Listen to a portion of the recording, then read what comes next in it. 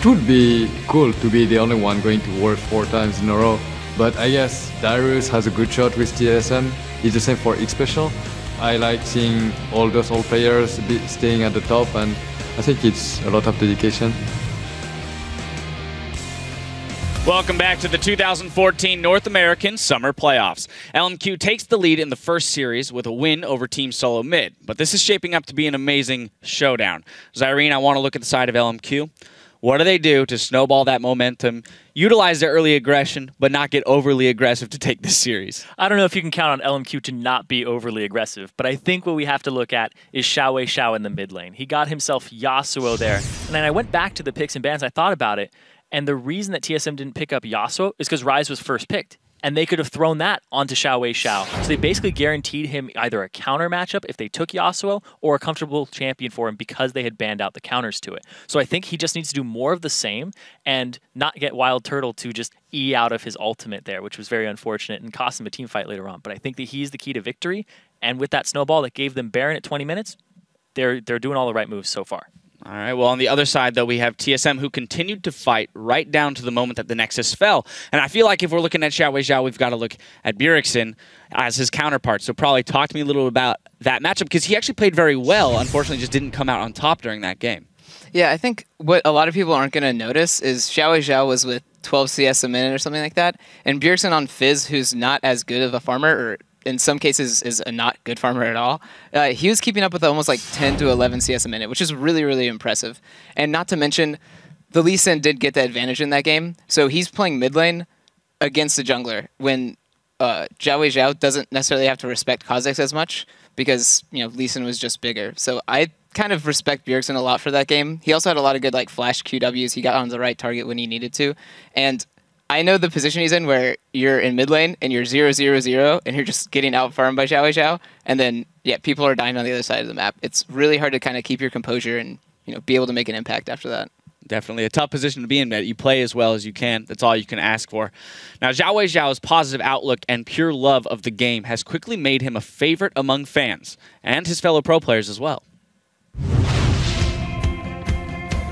我觉得从国内到现在，我不管是从自己还是个人的话，都有很大的进步。因为刚来的时候可以说是在国内算打得不怎么样的，主要还是自己的心态吧。以前的话，可能说有的时候输了一些比赛，或者说普通的 rank 游戏之外，就是心情会不开心，然后就变得有点烦躁。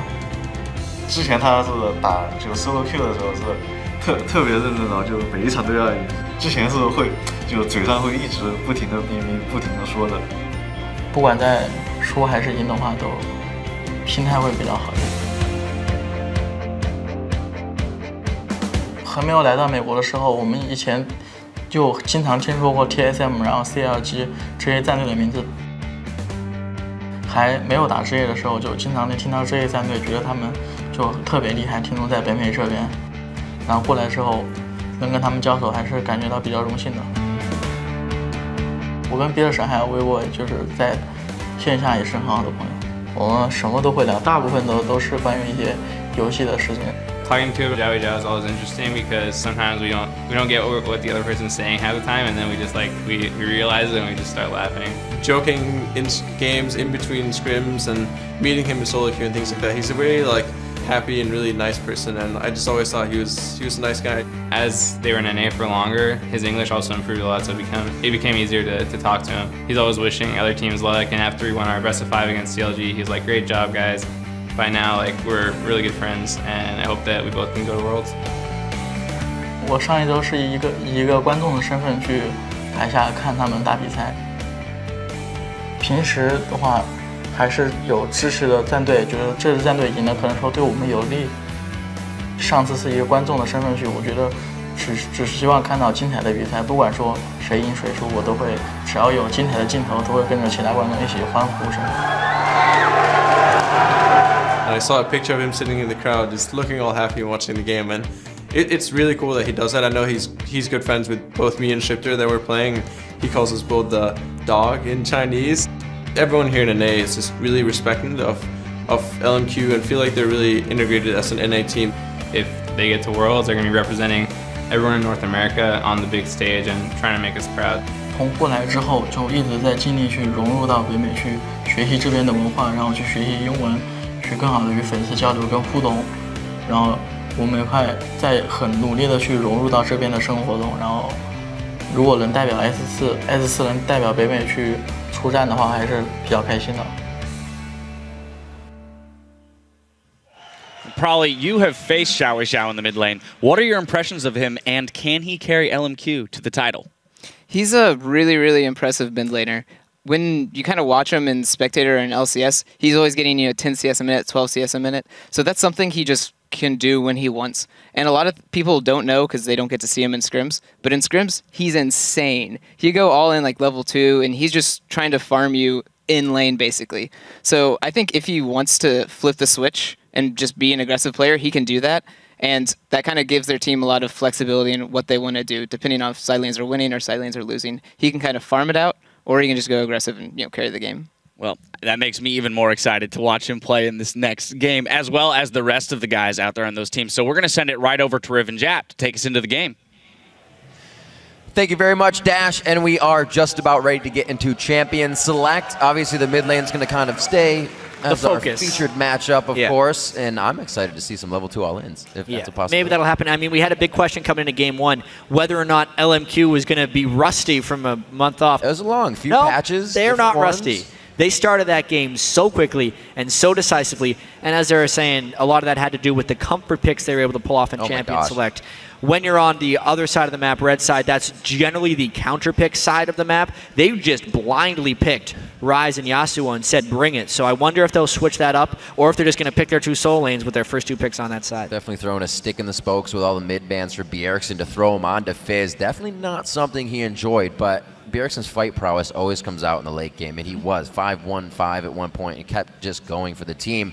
It was all the time of LMQ's perseverance and persistence to just stay at the front of the base and continuously sneak Barons as they do. Another 22-minute one in the last game. Should expect to see it again if Xiao has another good mid lane. Yeah, especially if we don't see a Nunu ban in this one, because both of these guys are prone to the max consume Nunu, which is kind of the default go-to when you pick Nunu nowadays. And it's early Barons, early lane pressure, a lot of early kills potentially coming out in this series. And it's just one game deep. We've seen a lot of series that go one game, and then the next 3, one first close game, the next 3 go the other way, and it's like a backdoor sweep. A lot of times now, already in the best of 5s we've had, it's been the 2, which would have solidified a best of 3 series, but the 3rd game is the one won by the other team. So these best of 5s really, really weed out all of those intense moments, the jitters, the nerves, and you got to put it all on the field here. Yeah, LMQ not willing to deal with the Syndra whatsoever. Yeah, again. Banning it on both sides of the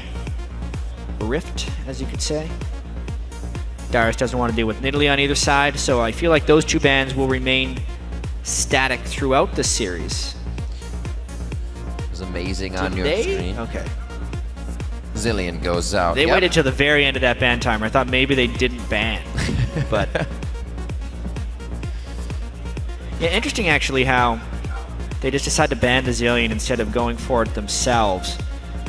One thing Loco Doco said in his vlog after the quarterfinals was Lustboy was just able to play Nami the entire time, but he had another support train that is even better, is what he said. Right. A lot of people just thought that was Alistair, who has been consistently banned. But there's a chance he has something else. Fairly similar bans this game. It only changes the Maokai. First Ryze. They say, how do you like this? Look familiar? Picking up the Ryze. May just be a Lucian. What support do they want? We had a Thresh banned out by Team Solo Mid last time here. So maybe actually picked up by Lustboy. Or I'm sorry, by LMQ. We sure the teams switch sides? These are the same blue side, red side picks as the last game. First pick Ryze. In similar shoes, TSM picked Lucian Nami with their first red side picks here. They have hovered the Lucian, but Nunu is available. That's a big one.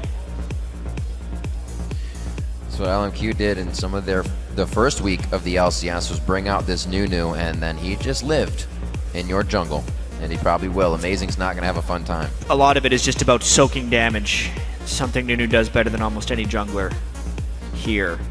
Lee Sin is up, though, if Amazing wants to break that guy out.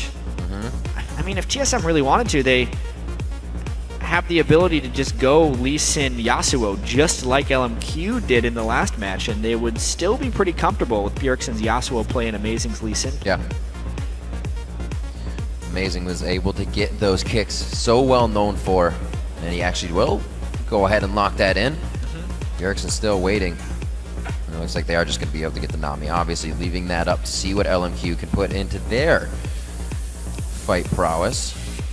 Right now, they just have a lot of control over objectives. Yeah, 6 playoff games in a row. They've gone with that Nami. And this is a blind Yasuo pick. They don't know if they're going against a Ryze or if they're going against whatever else Bjergsen decides to pick against it. Just showing Xiao is willing to do that whenever, wherever.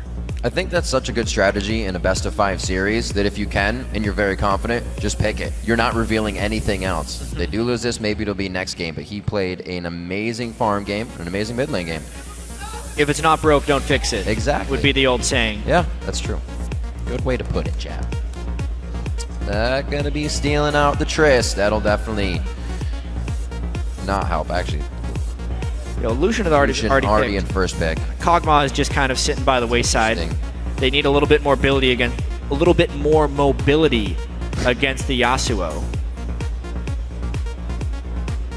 I wonder if they go for those locks. The Thresh Nunu as well, coming out from LMQ. Talk a little bit about that, getting the deep wards in, Lantern out for safety towards that mid game when you're trying to gain more control. LMQ would run the risk of not having enough damage here unless they pick a very heavily damaging top laner. Thresh and Nunu are usually right at the bottom of the champion damage charts. So there would be a little bit of a threat here, especially with Ryze already being taken away. There is a chance LMQ doesn't do damage here. They might have to win this one early based on this team comp. It would be a good early game, or more of a mid-game team comp for LMQ if they can get the Mundo really tanky and then run through TSM. Just kind of the safe top laner to mimic the matchup that was played in the last match, just with different players demanding the same champions. Hoping Dyrus can hold steady in that top lane against the Ryze. We've heard them tell him multiple times, don't worry about getting the first pick to perform, play consistent, keep your head in the game. Don't think you have to do anything crazy because you're getting that pick. Obviously the Ryze, easy one for a first flex pick, and they keep it on to Dyrus. Been playing quite well, has definitely not had the best time in their 4 matches against Ackerman, but a 4-0 is going to present those type of stats. Absolutely. Yeah, the teams are locked in, we're ready. It's going to be an Orianna versus Xiao in the mid lane this time. We'll have to see how they kind of react to that one. Bjergsen really wanting to come out on top of this time, hoping that protection for the late game for a Trist, but like you said, early game LMQ. And they almost had it last game. The Orianna is a definite upgrade in the lane against Yasuo as far as being able to keep up and farm. So we'll really get to see if Xiao can maintain that CS advantage he had from the first game in game 2, and then get pressure to mimic itself throughout the map. All right, remember to keep casting your vote by using the hashtag TSM win or LMQ win. We'll see where the fan vote stands as we head into game 2. And it's going to be an amazing one as well. We see more here on the end with Vasily getting himself prepared. More in their 4 games versus Team Solo Mid, has 48 in the regular season of their 67 kills against Team Solo Mid. He's everywhere participating. Like I said, that bottom lane has such good kill participation, and we saw No Name wanted to get that off the bat last game instantly. One of the big focuses, even though we were focused on the mid lane last game, was the bottom lane. How at least in the laning phase, Vasily and Moore were destroying a little bit. They were aided by that early gank from No Name, but they continued that through later on, picking up a 2v2 kill, and we saw what a monster Vasily was at the end of the game because of that laning phase. So here we go, back onto the Rift for game 2. TSM now going to try their hand out of the blue side. Sweeper Ward Nunu for No Name, as usual, making sure he can start and shut down some early vision. We have Blue Crystal coming in for Dyrus, a little bit more damage in the lane, and easy, safe healing for Ackerman. So pretty much generic around the board. Nothing too crazy. Let's see how they try to work these early wards from No Name. The big thing that No Name wants to do in this matchup is not so much gank as just prevent Amazing from having an impact. Nunu wants to be as big of an annoyance as possible, and then just be a damage soak later on in the game. Kind of make you so mad at Nunu that you try and kill him, because Max Consume Nunu doesn't really do anything as far as damage. He becomes really tanky, he farms really quickly, and he denies you a lot of experience, but you can't really push him out of where he wants to go. So he gains advantages through vision and through objective control. LMQ loves doing that. Early game control for them means early game objectives. And they are no stranger to 20-minute Barons, as we have seen before. So far, setting up towards the bottom side. They know Ackerman's down here, though, so they're going to be privy to a possible swap. But this is going to be a big, big invade. Oh, man. Yeah. They're all stacked up on top of each other here. Xiao in the flank. I mean, Bjergsen could skill up his Q and throw it in, but he actually skilled the shield first. He spotted him. And he definitely spotted more than just a few. That knowledge is given, and it looks like they're going to maybe try to push the lane. There were things down towards the bottom side. Those came from TSM. Let's see if they try to freeze and push that one for Wild Turtle and Lust Boy. Not having to work against a zillion bombs this time. They might have a little better time with that sustained being really able to stick onto Wild Turtle. Yeah, forcing TSM into the swap in the jungle as well. Making a little bit of a delayed start by Amazing, which will secure No Name being a little bit ahead of Lee Sin for now, which as far as the general annoyance goes is a win for Nunu.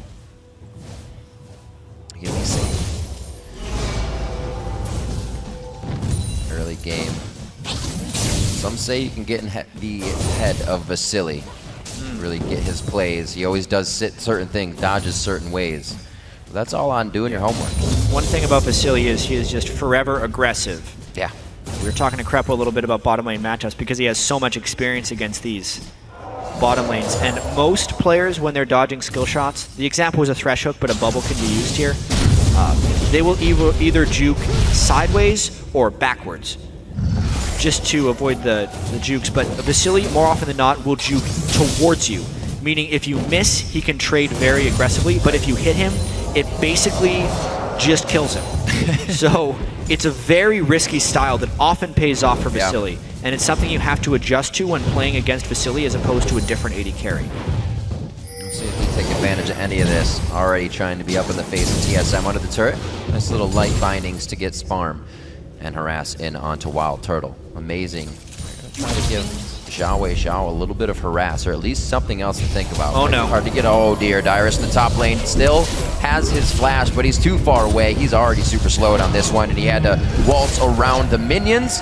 Good focus, top lane. Dyrus goes down, first blood. So a lot of people will look at that gank and say, what is Dyrus doing? How could he be pushed up in 3 minutes and 30 seconds without a ward? And how the top lane gank at 3.5 minutes is like the most common thing in solo queue. Right. But it was actually really unexpected for No Name to be there. If we think about where they started in the jungle, No Name took the two buffs from the complete opposite side of the map. Right. It was such an inefficient gank for No Name to run all the way through that river, somehow evade wards and make it in there, but he did it, and he caught Dyrus completely by surprise for that first blood. We were not expecting that to be coming in anytime soon, but again, LMQ gives themselves a little snowball to roll down the hill. Let's see if they can keep it. Xiao feeling a bit of pressure here, maybe a little bit from Bjergsen. He wants to dodge that damage out, and he is using those clockwork wind-up passive auto attacks to get that HP down. Definitely a better pick for the Orianna in mid lane here. Yeah, keeping up in CS just fine. The Xiao. However, the No Name jungle could become a pretty big problem. The fact that he was able to get that first blood gave him a 4.5 minute sightstone. So he can litter the map with wards now. Right. And the second someone gets a little bit aggressive, they'll go. He's actually maxing his Ice Blast as well, so he's a little bit more about lane presence. Just saying, here I am. Yeah. Or that. Or he's just gonna farm. Very interesting. So, this is a lane tax if I've ever seen one. This is a paycheck. Yeah. They're just trying to shove Bjergsen in. I think Xiao wants to shop, but he didn't want to lose a wave. Wow. That's one of those times where the mid laner calls the jungle over and says, let's shove it. And look at now he's level 5. Still stayed up in the majority of CS, 5-4 here. It's going to be a slow, gets that Sonic Wave, the Resonating Strike to keep it, but he cannot keep up with the Blood Boil this early in the game. So a little back and forth. Junglers know where each other are. It's going to relieve a bit of pressure, but a little mid-game games And I was mistaken on the Nunu skill order, actually. No Name has decided to go with Max Ice Blast Nunu this game, which is the classic Nunu build. The Max Consume is something that has become a trend lately. This gives No Name a lower amount of objective control, but better dueling capabilities. Maybe it's because he's ahead, or it's just the way he plays. Dexter also does Max Ice Blast Nunu. So it's not like it's a wrong choice, it's just a different choice. He's been pretty omnipresent so far. He's been everywhere. Let's see, he tries to get in the face of Amazing once again. He is keeping complete tabs right now. Great wards going down, Amazing filtering through that one. And it's going to be known. Reginald trying to play the mental mind games with his own team. Bam. You're like, actually, guys, playoffs was canceled today, but we got some scrims lined up with LMQ. That doesn't mean you can give up first blood, though. You gotta play fast and loose in the Still gotta play strong. Ooh! Dyrus getting some good damage there in the top lane. Traded back almost by a cleaver that just misses. So he's gonna have a little bit of fun for himself. Coming back with that tier. Give him a bit of an upper hand. Ackerman will be back. Teleport to use there. Pings in the bottom lane. A little insecure about what's going on down there in the city. We don't see mid. We also don't have that correct ward. It was pink cleared, so be careful.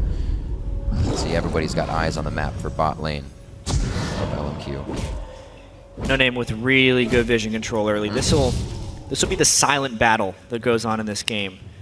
Who has the vision and how that affects the lanes, because we'll see the CS numbers, but a lot of it will have to do based on the work of No Name and Amazing. Amazing trying to get Spirit of the Elder Lizard as quickly as possible, whereas No Name has just rushed that Sightstone straight off the bat. And he's not afraid to show himself every time either. He's all about the ward clears. If they see him, so what? His ganks have actually worked every time he's been into lane or really pushed for LMQ's favor. Ackerman trying to get some deep wards as well. They are on the ball with these. And look, they have pinks all across their side, so TSM is not getting in for any forward wards of their own. It's very difficult, if not impossible, for TSM to make aggressive moves right now.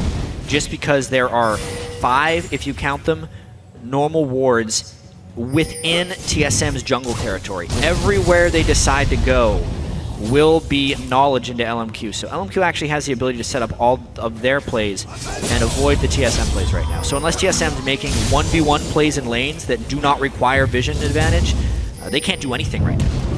Well, Bjergsen's doing a lot better against Xiao in the mid lane here, and on probably a higher main champion that he usually plays out in the solo queue or even professional play. So no Fizz this time for him. He's doing quite well on a tier stack, actually, with the rest of the team for that late game. Interesting. So a lot of times when Oriannas play against an AD mid, they will go tier into Seekers and then maybe even a Morellonomicon for a different type of power spike instead of a straight team's death cap. It's just so if he does get caught up in a Yasuo combo, he doesn't die once he gets the Seekers. Right. It would be a perfect build as well for the Mundo. Being able to shut down Ackerman's health regen with the Morellonomicon would be super good towards that late game. Serves 2 purposes right there. Just a 600 gold lead here. Might even be on these wards. A little bit of that is true. I mean, if we look at combat effectiveness, the Sightstone isn't giving No Name very much of that. If they were to collide for a team fight right now, it would be very close. If TSM could somehow get a Dragon despite the vision control of LMQ, it would be a huge win. Dyrus has walked down, and they know they have the teleport advantage. They're actually going to be able to get this. Very nice rotation. This one coming from most likely Bjergsen in mid lane, as he's feeling a lot better in this matchup, and they are able to just do this right in front of LMQ. No contest there. TSM comes out a lot stronger here in game 1. That Dragon helps from that first blood. That was legitimately a brilliant move by TSM, considering everything LMQ had invested was into vision control. To actually get Dyrus down there without being spotted, knowing that Ackerman had burned his teleport, gives them such an edge. Everything LMQ invested in vision control is for nothing at that point. That's because so true. The major objective is gone. All those wards, all the movement No Name has been doing, just kind of walk through.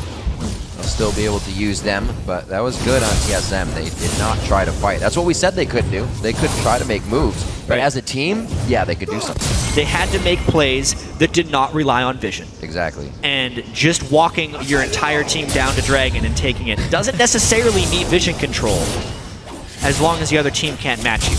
All right, so power and numbers here for Team Solo Mid, and the Morello Namacom finished up 10 minutes here. Nice little spike as he keeps getting the mana he requires to be in lane.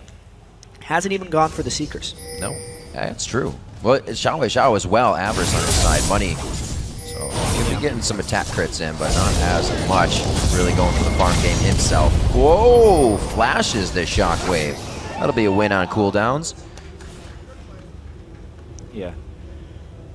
It's actually rather interesting having the discussion yesterday. Shockwave is the spell that you always wish you would have flashed later. You see it coming, and you think, maybe I can just take this one. I'm going to save my flash. And then half the time, then you're slowed, and then there's a jungler there, and then they kill you. So Xiao erring on the side of caution. Yeah. Despite having fairly good ward control, and should have known that Lee Sin wasn't necessarily there.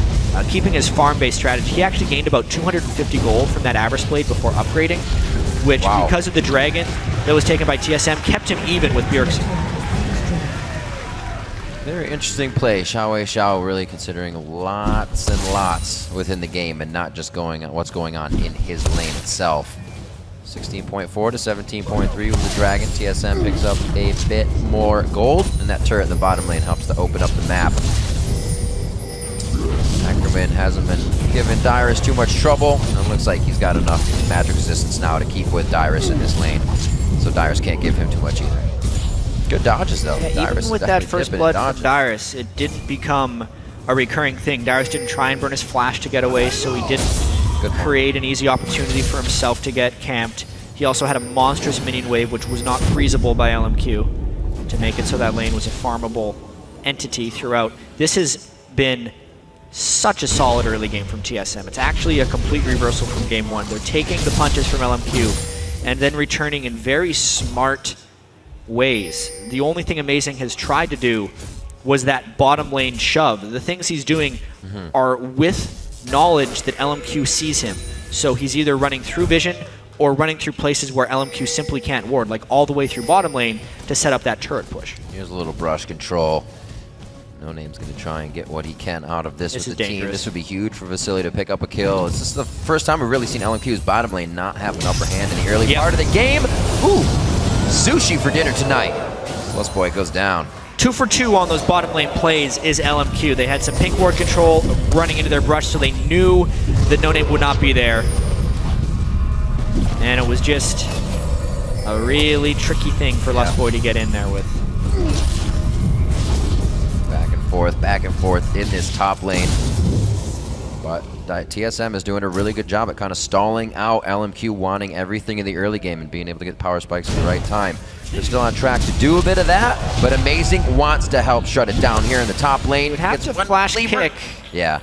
I mean, they knew they had the Dyrus ultimate doesn't down. have enough mana right now to be doing this with the team. Yeah. The kickback wouldn't have got the room prison damage necessary. Amazing did flash for that as well. That was a pretty big miscommunication, honestly. Amazing thinking they could go for the kill, and Dyrus just not having the mana. They're attempting. Bit of a flubber there. We'll see if they can get it back into control. Not something that's really going to play on their mentality too much. Unsuccessful ganks are just something you got to try again. See the Infinity Edge already at 14.5 minutes for Vasily. Those passive shots are really what he's counting on to strike. Vision control has been lost in this bottom lane as well. It's really affecting the ability for Wild Turtle to farm here. Additionally, Xiao picked up LMQ's own red buff, which may prompt some split pushing or even just more threat in the mid lane. LMQ just continuing to try and play this vision game. They lost a few mini fights with the dragon and the bottom turrets, but they definitely gained something back when they caught Lustboy. Now the added denial. What's TSM going to do to counter that? It looks like they're grouping mid. Ooh, Dyrus is going to cut off No Name here a little bit. I actually see No Name. He had to walk down there. The rest of the team's going to be coming up to him. He knew he had enough time to just get that vision down. Slow movement from the rest of the team, but it looks like they are going to gather mid, as you were saying, as Vasily and more take control of top lane here. They're going to try a turret trade right here. You can see LMQ has invested in the top lane. TSM sending everyone in the mid lane. They have a minion wave as well. Ooh, that's already warmed up very nicely, so they could be getting a little bit more out of this. Oh, it goes past the wall. They're able to get it on Xiao. They still got the buster shot to close this one out, and that goes to the young Wild Turtle. It's funny, Riv. You always wish you would have flashed the Shockwave until you don't have your flash up for the next one. That was a great move there by Bjergsen to finish off Xiao, and they can continue this push in the mid lane as long as the minions hold up. LMQ scattering a little bit. Bjergsen playing very well, throwing out the damage in the mid lane. Just in time for the Dragon as well. They have the on-the-way pings, but they did burn multiple critical cooldowns in that last fight. Xiao will be resing and trying to make it up, but they're going for the catches. Wow, indeed they're going for the catches. A little hop from Wild Turtle, able to get the slow on to get that kill going down for Amazing, and it looks like they're now headed for Dragon. Definitely a different game for game 2. So many TSM fans in the crowd trying to cheer him on here. So much healing reduction also built into the TSM team. The Morellonomicon, the explosive shot from the Tristana, and they just made short work of Ackerman's Mundo, thinking he was going to be able to bully his way in there for some vision control. Instead of going straight for the Dragon, TSM set a quick trap, capitalized, and got both. How much gold is on the map in wards right now? 4 sight stones across. Everybody's still buying wards, and Amazing put that right in his inventory as soon as he got that item finished. He knew he needed to stop whatever kind of thing No Name was putting together with that vision. LMQ had a big edge in vision early on in the game, but now TSM has matched that. They just did it in a different fashion. So Amazing went jungle item first, then Sightstone. No Name did the other way around. So now they're actually pretty equivalent in terms of power, except Amazing could farm more because A, he knew he had a bunch of vision on him early, and B, because he went for the damage for faster farming. I love 17-minute games where we're warding up Baron because it's such a possibility. So good. Amazing. They're not whites. They have good control over their jungle and no need to be in it. TSM jungle completely clear of camps. They got to make a move. Well, now becomes the time for Xiao to begin his Yasuo split pushing. Whether or not Dyrus can deal with that will be really tricky. No armor on the Rise, just a whole bunch of upfront damage. That'll decide a lot, actually, because TSM's trying to take turret after turret with this Trist. Nice Dark Passage coming out there, indeed. Going to the top lane, like he said, to get another turret back in their favor. Now 3-2.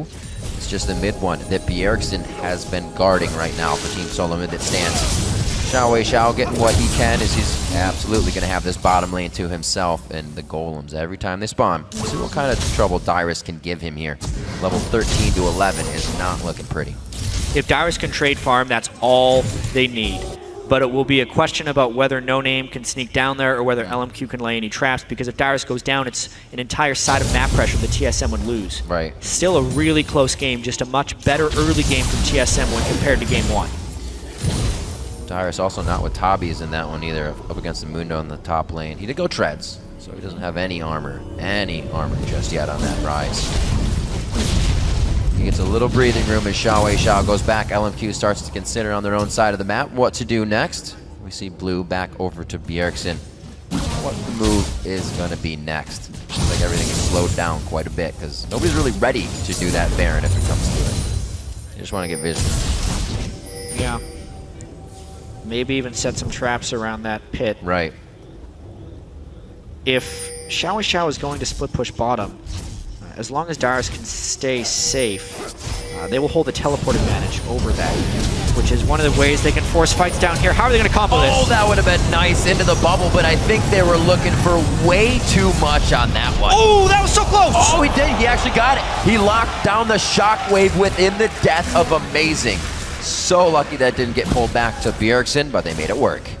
Barely did they make that work. Trading a jungler for an AD carry gold-wise is still equivalent, but map pressure-wise, it is a bit of a win for TSM. Amazing definitely went too early right there, and LMQ was laying in wait. But then they waited for a shockwave and got blown up. This is what the TSM fans are looking for, though. These plays to be made. TSM not to be afraid to go in and make things happen. Amazing. He's been the one to do that in their past few games, and again, quite hard there with Lust Boy. See if they get themselves a little more controlled, though. They got really deep for this. I mean, look where the rest of TSM is right now. It's the support and a jungler trying to take on the world right here.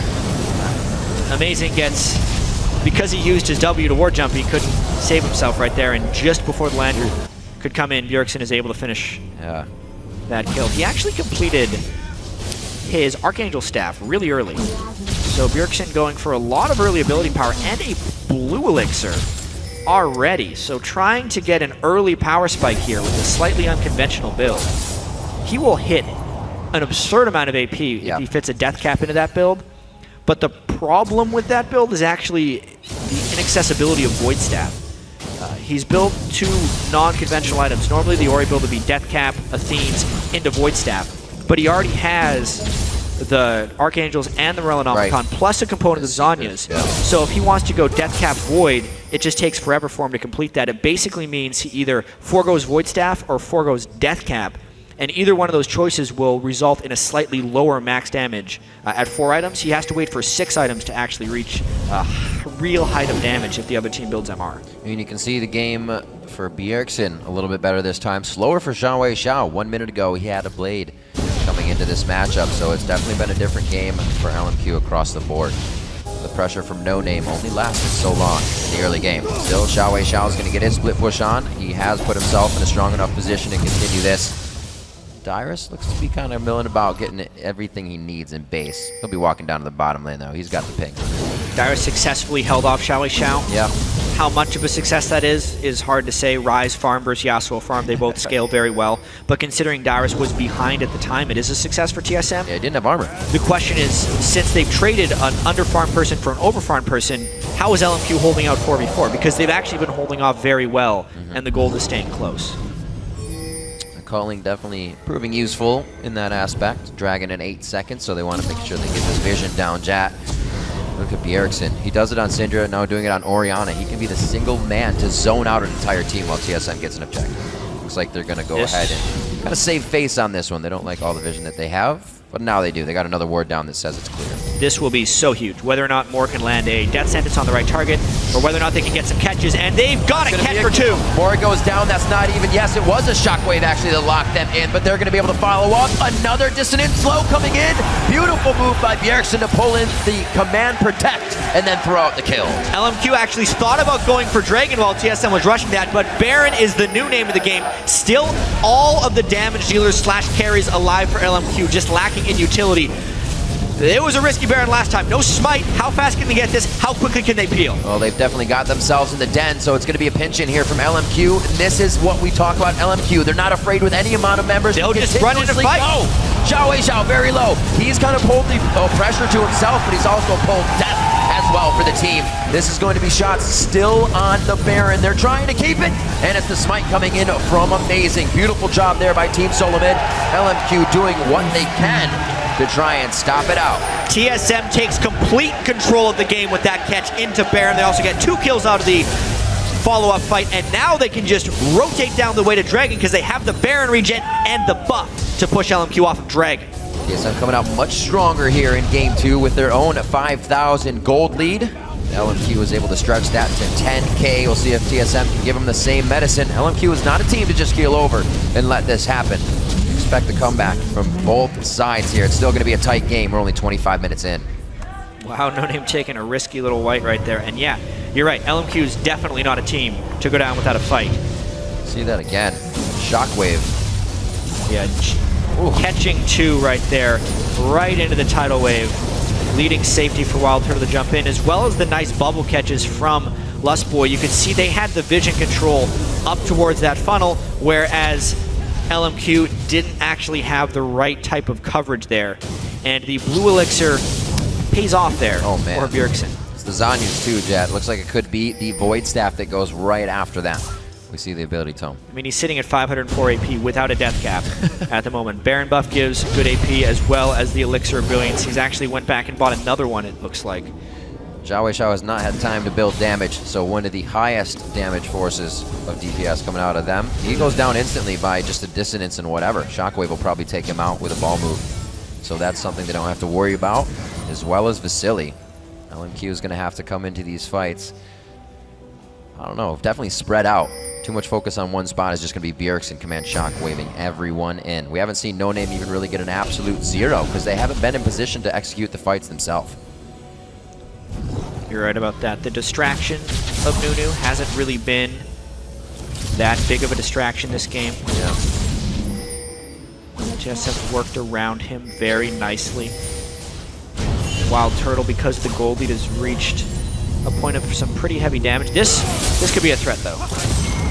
Darius has got to learn. Can he dodge the tornado is a big question. Uh-oh. Uses the Blade of the Rune King right away to get that initial damage down. Dyrus gonna go for the TP. Oh, another one. Get the third slash out. Dyrus goes down. TSM's on the top side though. That's gonna have to be a back from both No Name and Xiao Xiao.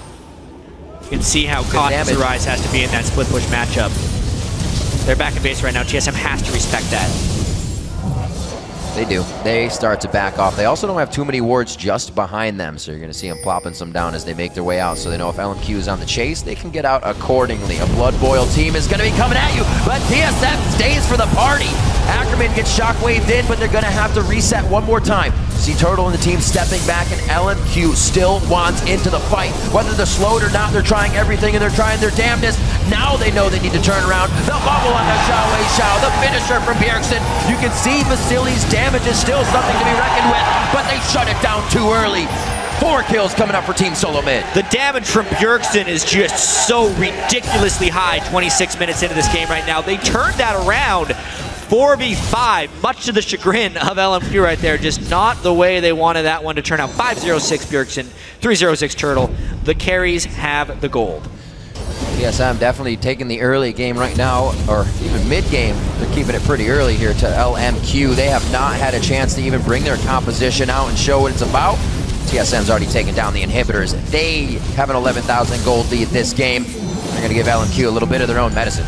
This is pretty much a complete reversal of the first game. LMQ was looking for a 30-minute win, and then they almost lost the game on a turnaround here, and now TSM may actually get the 30-minute win with another fight. Oh, Xiao Xiao going down. A very nicely used exhaust coming from Lustboy. Ackerman's on the front side. You got Wild Turtle with grievous wounds, as well as the Morello Namakan. Mundo's not healing. The inhibitor's going to go down, and Team's Solo Mid, 14-4, 28 minutes. Already know they have the top side open.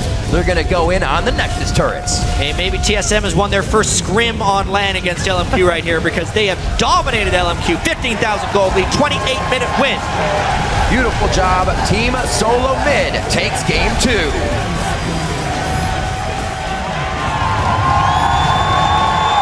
A very happy TSM indeed. The fans cheering behind them.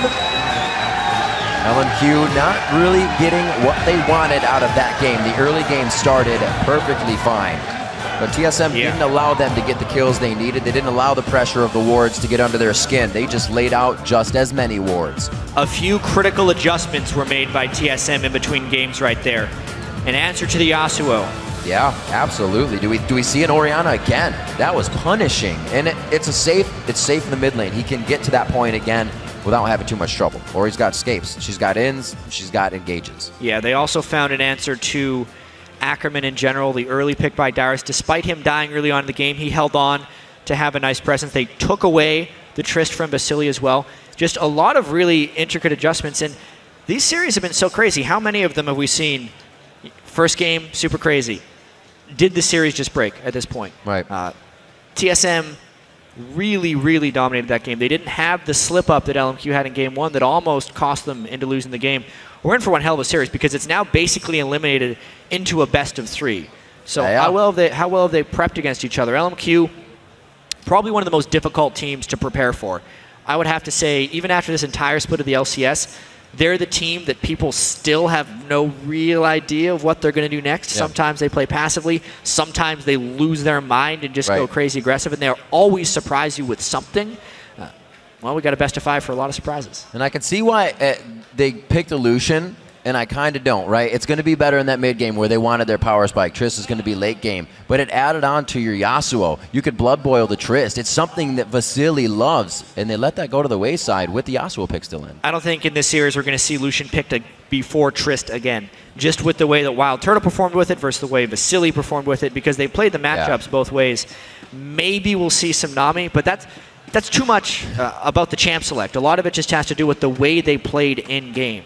Vision control didn't work for LMQ that time. TSM made very macro-focused moves that weren't necessarily counterable by LMQ, which is the most reliable way to win League. It's not like they won with these really sneaky ganks or crazy moves or huge mechanics.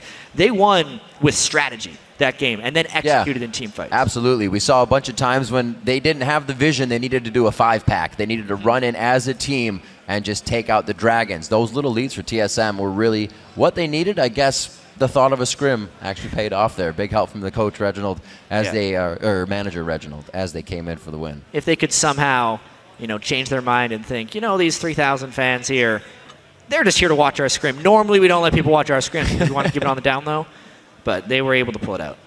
So now into a best of 3 for these guys, and it is going to be absolutely ridiculous. For another pro's perspective, let's go ahead and throw it down to Kobe. All right, thank you, Riv. I'm here with Crepo, who has made his way out to Seattle to check out the playoff experience. Now, Crepo, the crowd loves you. How have you been enjoying your PAX experience so far? It's really fun to be at big conventions like Gamescom and like PAX, because the crowd just goes absolutely bonkers whenever something happens. And it's really fun to be a spectator one time now, because I'm not going to lose any games in the playoffs for once. But yeah, it's really fun to be here. Crowd's always good. A lot of nice people, meet a lot of fans, and watch some good games. Oh yeah, speaking of those good games, I really have been enjoying this TSM LMQ matchup so far. One thing that stood out to me was side bush control has been really important in the duo lanes, where you spend a lot of time.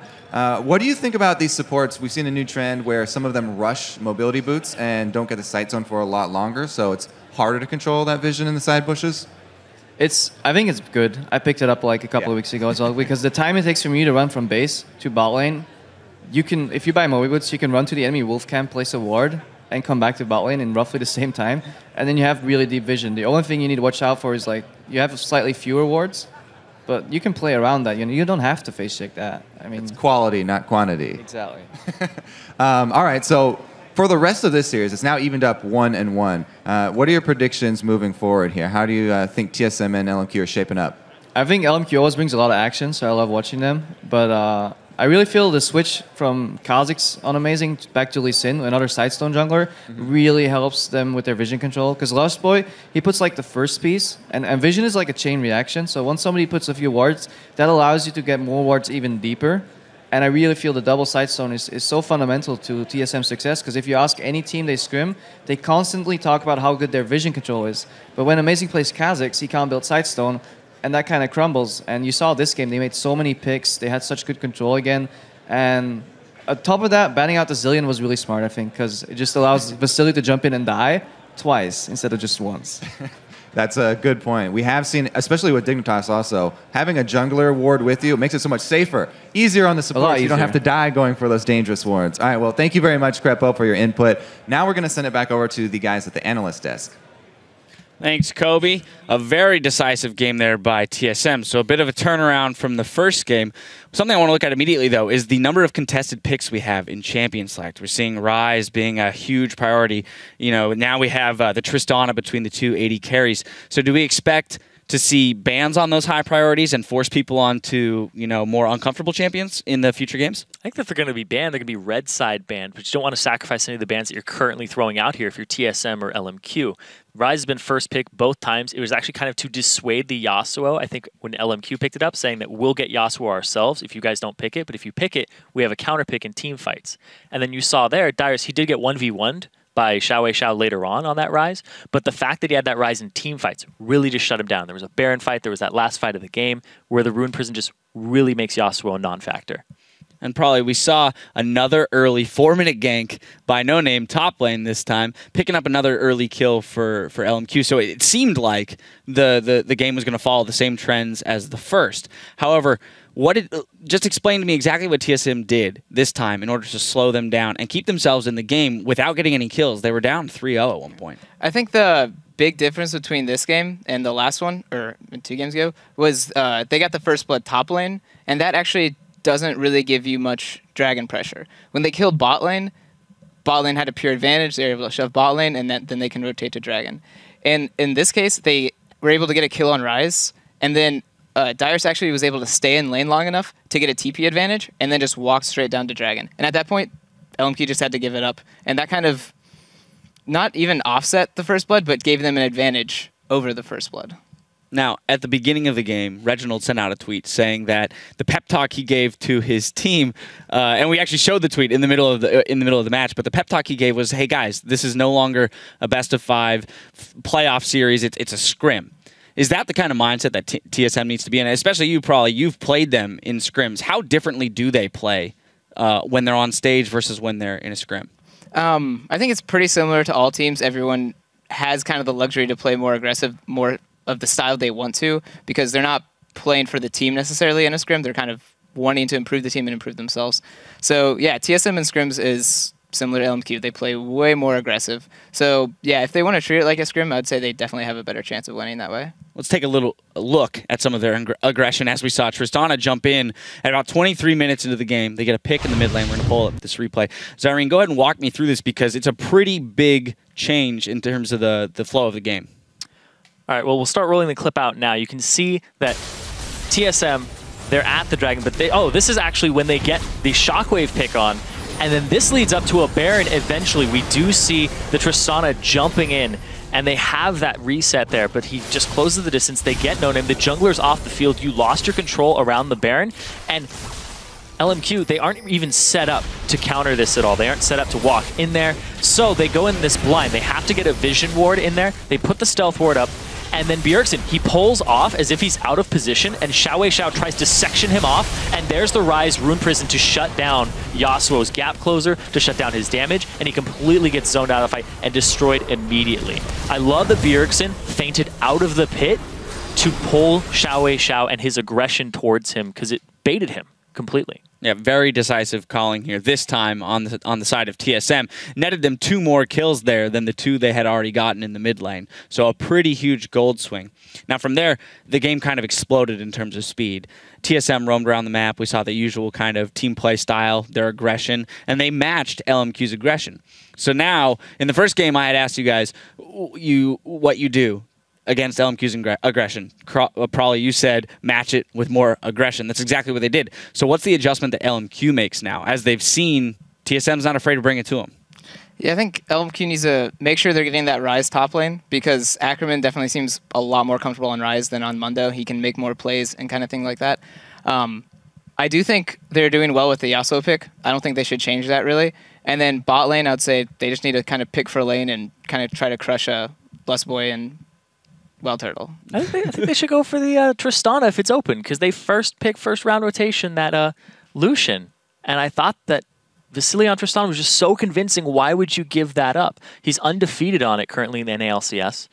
Why? Like, that's a big question for me, is why would you do that? He went to try and go beat the lane. He did by about 30 CS, but it's still Tristana. Tristana in the meta currently, in the way she is, she will get all of these resets. She will scale into the late game and just shred through a team. I don't know why he did that. And this time, TSM had the tools to protect that Tristana. Yeah. Ori with the shields, Nami with the the healing and the disengage, as well as Rise with the Rune Prison. So there was a lot of safety there built in for the Tristana. So yeah, it will be very interesting to see if they can test that pick in the next game. I do want to jump into one more replay before we get out of this game. 26 minutes in, we see a nice 4-for-0 by TSM up in the red side jungle of LMQ. It's a pretty good example of their shot calling and the way that they can turn a fight. We're going to pull that up on your screen right now. Probably, I'm going to let you take this one. So this fight actually looks really good for LMQ just because it's a 5v4 right now. Dyrus is still dead, so he doesn't have TP. So the fight initiates where they're trying to pick off more, and they end up hoping the Orianna ult will hit more. And at this point, it's a 4v4, and they don't have Ori ult. So LMQ is still feeling really good about this fight. They have Yasuo ult, so they start going back in. And TSM does a great job spacing and then immediately re-engaging when Ackerman gets too far out. And then boom, Blessed Boy gets his bubble because he doesn't miss that kind of thing. And then they just clean up the fight, and it's beautiful. Now, it seemed like at that point in the game that it was unwinnable for LMQ, given the fact that they were against Tristana and Rise. And we did see TSM close it out pretty soon after that, but LMQ stayed very aggressive. Is that a misstep? Should they have tried to stall it out, or is it really just, you know what, we have to put up a last stand somewhere and see if we can take a fight? If you're going to take a 5v4, I think that's where you do it. You take it at that point. And I think that the fact that LMQ never plays like they're behind, they're always contesting things. I think that the Baron was a little too over-aggressive from them when they went in, and they didn't have vision control of it. They didn't have a jungler. Xiao was just looking for Bjergsen. I think that was too aggressive of a play, and they shouldn't have done that. But that play right there, I think it could have worked out for them if they had positioned and actually had Yasuo ultimate up for that fight and had landed it. But Lustboy was right on top of it, and it also was on cooldown from the Dyrus gank bottom. All right, well, here's hoping that both of these teams stay hungry and stay aggressive, because we've got more of this adrenaline-packed semifinal coming up with Game 3 between LMQ versus TSM. The NALCS continues right after this.